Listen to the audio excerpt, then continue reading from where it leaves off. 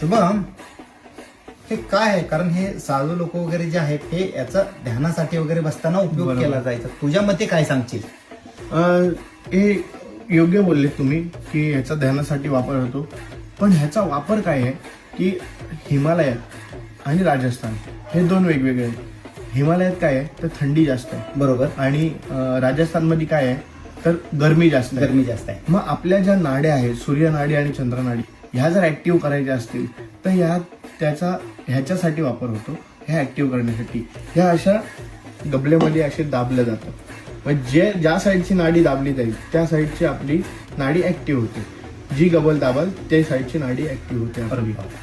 ह्याचा वापर यासाठी. आणि हा अचानक जर हल्ला झाला तर काय करायचं, हे पटकन खोलायचं आणि त्याचा वापर हे गुप्ती शस्त्र, गुप्त म्हणून पटकन भुसकण्यासाठी.